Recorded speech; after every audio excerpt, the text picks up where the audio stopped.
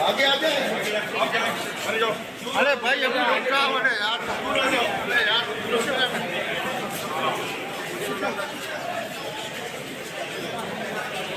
जाया जा रहा है और ये सही है सब को ये वापस ले जा रहा है।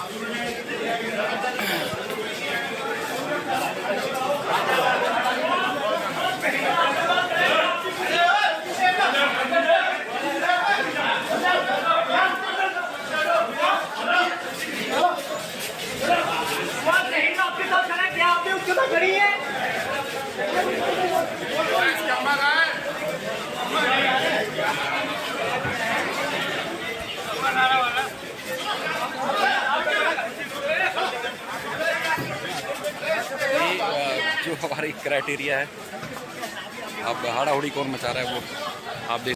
बिस्मिल्लाहिर्रहमानिर्रहीम, अस्सलाम वालेकुम नाज़रीन, मैं हूँ साकिब बशीर। दुआ ज़हरा केस से मुतल्लिक बात करेंगे। ज़हीर उसकी जानिब से एक नई जो है वो तरीक़ाकार और नई चाल जो है वो सामने आई है। बुनियादी तौर पर इस केस में अभी तक के जो फैक्ट्स, हक़ाइक़, जो कानून वो बताता है, एक ही तरीक़ा है जो ज़हीर को इस केस से कदरे जो है रिलीफ दिला सकता है, लेकिन उसमें टेक्निकलिटीज़, कानूनी सुकम उसमें रुकावट आ रहा है और आएगा। क्या जो है वो तरीक़ाकार इस्तेमाल करने की कोशिश कर रहा है ज़हीर इस केस से बचने के लिए, उस पर बात करेंगे। बुनियादी तौर पर कल का जो रिटन ऑर्डर आया था उसमें बड़ी इंपॉर्टेंट चीज़ें हैं, वो भी मैं आपके साथ शेयर करूँगा दुआ ज़हरा केस में। सबसे पहले तो हम इसी पे बात कर लेते हैं कि जो स्टेटमेंट है 164 की जो स्टेटमेंट होती है वो मजिस्ट्रेट के सामने होती है। मजिस्ट्रेट जो भी विक्टिम हो, जिसकी स्टेटमेंट होनी हो, ये अब इसको वर्ड इस्तेमाल कर लें कि उसको मजिस्ट्रेट बुलाता है, उस पे उसको जो है वो वक़्त दिया जाता है, उसको टाइम दिया जाता है, पूछा जाता है कि आपके किसी किस्म का कोई प्रेशर तो नहीं, ये पूछ कर फिर भी जो है वो वक़्त देता है मजिस्ट्रेट। और उसके बाद उस स्टेटमेंट लेने से पहले जो उसका हलफ लिया जाता है, हलफ लेने के बाद वो स्टेटमेंट रिकॉर्ड होती है। उस स्टेटमेंट को 164 की स्टेटमेंट कहते हैं और उसके बहुत असरात होते हैं। जो स्टेटमेंट पुलिस के सामने दी जाए उसको 161 की स्टेटमेंट कहते हैं। यहाँ पे जितने भी ट्रायल कवर किए हमने, तो 164 की स्टेटमेंट, जिस तरह की स्टेटमेंट जो है कल परसों से हमारे मीडिया में भी है कि कन्फेस कर लिया जो ज़हीर ने, तो जब तक के वो 164 की स्टेटमेंट में ऐसी कोई चीज़ ना आए तो मेरा ये ख्याल है कि उसकी इतनी वैल्यू नहीं है कानूनी तौर पर। अभी तक तो 164 की जो स्टेटमेंट पुलिस के सामने ज़हीर की हुई उसका भी अभी पता नहीं है। तो अब ज़हीर ये चाह रहा है कि दुआ ज़हरा 164 की स्टेटमेंट ऑन ओथ दे दे और उसके हक़ में, उसके रिलीफ के लिए वो हो।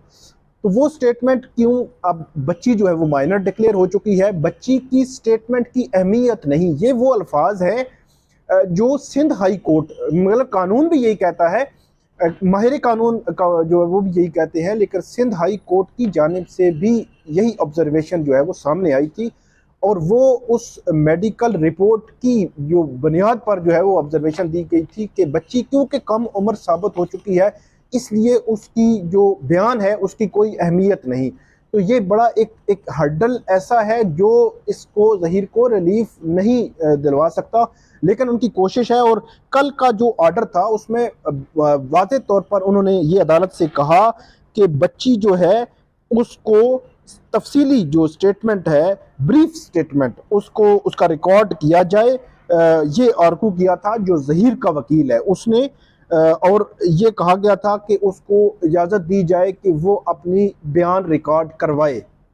लेकिन अदालत ने ये कहा, कल की हद तक अदालत ने ये कहा कि बच्ची को हमने सिर्फ प्रोड्यूस किया है कोर्ट के सामने सिर्फ उसके राइट्स प्रोटेक्ट करने के लिए, उसके राइट्स जो हैं वो सिक्योरिटी के हवाले से जो है राइट्स उसके प्रोटेक्ट करने के लिए अदालत ने कहा कि हमने उसको बुलाया हुआ था, इसके अलावा हम कोई चीज़ जो है वो कंसिडर नहीं कर सकते। तो इसी तरह अदालत ने ये जो उनकी काउंसिल की जो थी वो एंटरटेन नहीं की, वो जो दरख्वास्त थी बुनियादी तौर पर बयान की वो एंटरटेन नहीं की। लेकिन इस जो अदालत ने लिखा है ऑर्डर में, इससे ये अखज़ नहीं किया जा सकता कि फ्यूचर में भी इंटरटेन होने या ना होने के हवाले से क्या पोजीशन होगी। कानूनी तौर पर जो टेक्निकल जो पहलू हैं वो मैं आपको बता रहा हूँ, लेकिन ये दोबारा आएंगे। अभी नेक्स्ट जो अब कोर्ट की हेयरिंग होगी तो वहाँ पे दोबारा कोर्ट के सामने ये पॉइंट लेके आएंगे डेफिनेटली।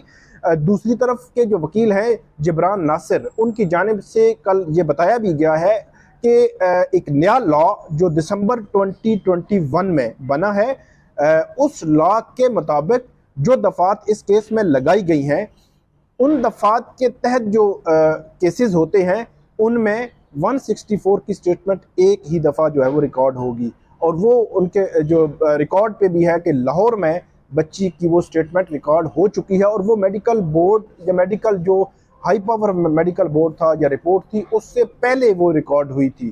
तो ये एक इम्पॉर्टेंट फैक्ट है जो डेफिनेटली जब जैसे ही ये ज़हीर के वकला जो है वो सामने रख, तो इस केस में जो इम्पॉर्टेंट फैक्ट है वो डेफिनेटली जब वो सामने लाएंगे तो दूसरी तरफ इनकी जानिब से भी उसको काउंटर किया जाएगा जो जिब्रान नासिर हैं। लेकिन ये जो पॉइंट है वो इस पॉइंट को वो ज़रूर अदालत में लेके आएंगे, और अदालत को ये जो है वो कोशिश की जाएगी कि बच्ची का जो 164 का जो स्टेटमेंट है वो रिकॉर्ड हो। लेकिन दूसरी जानिब टेक्निकल और कानूनी हर्डल्स वही हैं कि माइनर डिक्लेयर हो चुकी है, सिंध हाई कोर्ट की ऑब्जर्वेशन है, और जो नया लॉ है ये वो चीज़ें हैं, वो पॉइंट्स हैं जो बच्ची की इस तरह की स्टेटमेंट शायद रिकॉर्ड नहीं हो सकेगी। इसके अलावा इसमें दो और चीज़ें हैं।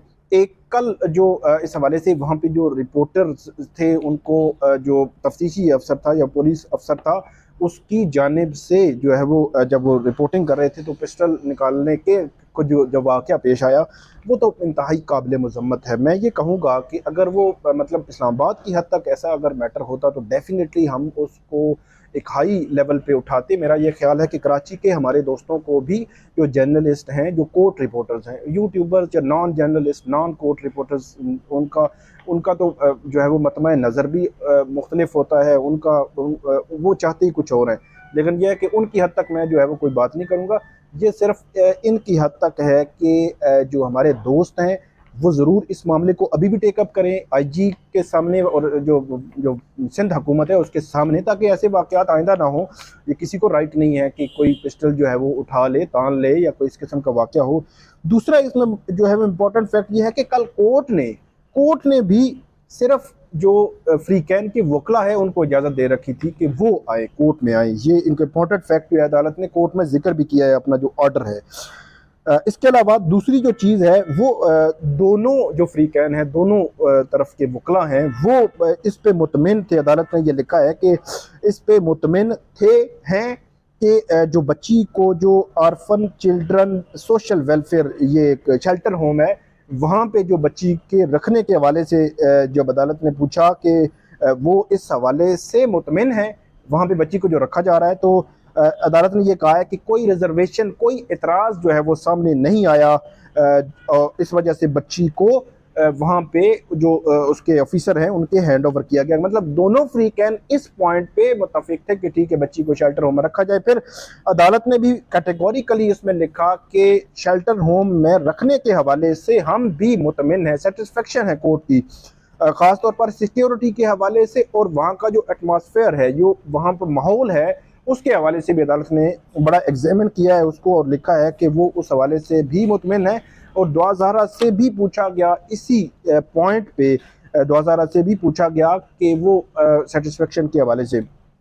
अच्छा, इसमें आखिरी बात जो कैटेगोरिकली कल भी मैंने आपको बताई थी कि अब के बाद मतलब कल से जो है वो ऑनवर्ड टिल फर्दर ऑर्डर कोई भी उससे मुलाकात नहीं कर सकेगा। पाबंदी होगी, कोर्ट में भी लाना है तो तब भी, तफ्तीशी अफसर ने मिलना है तब भी, सारी चीज़ें जो है वो कोर्ट ऑर्डर के साथ मुंसलिक हैं। कोर्ट ऑर्डर के बगैर कोई जो है वो दुआ ज़हरा के करीब भी नहीं जा सकता। तो इस हवाले से जो रिपोर्टिंग है वो डेफिनेटली उसमें मुहतात रवैया जो है वो इस्तेमाल करने की ज़रूरत भी है, जिसके असरात भी मतलब आइंदा भी आएंगे। तो इस तनाजुर में मैं ये कहूँगा कि दुआ ज़हरा इस वक्त फुली सिक्योर्ड है, मतलब हर लिहाज से उसकी सिक्योरिटी को कोई इशू नहीं है। दूसरा, ये एक अच्छी चीज़ है कि अब मामला एक स्मूथ चलेगा, एक स्ट्रेट जो है वो केस चलेगा। उसमें 1 अगस्त को ज़हीर की ज़मानत का मामला जो है वो उस पर आर्गूमेंट्स होने हैं, वो तय हो जाएगा कि उसकी ज़मानत रहेगी या वो गिरफ्तार होके जेल जाएगा। इसके अलावा जो इसमें केस में ज़िमनी चालान है वो भी आ जाएगा 1 अगस्त को, और उसमें फिर पता चल जाएगा कि क्या सिचुएशन है। ये थी नाज़रीन अपडेट, जो ख़ास तौर पर ज़हीर जो है वो बचने के लिए अब कोशिश जो कर रहा है कि 164 की स्टेटमेंट जो है वो रिकॉर्ड करवाई जाए। उस स्टेटमेंट के तनाजुर में ये आज की हमारी अपडेट थी। आइंदा भी 2000 केस से मुतल्लिक जो अपडेट होगी वो हम आपके साथ शेयर करेंगे। इस वीडियो पे आप फीडबैक ज़रूर दीजिएगा। अल्लाह हाफ़िज़।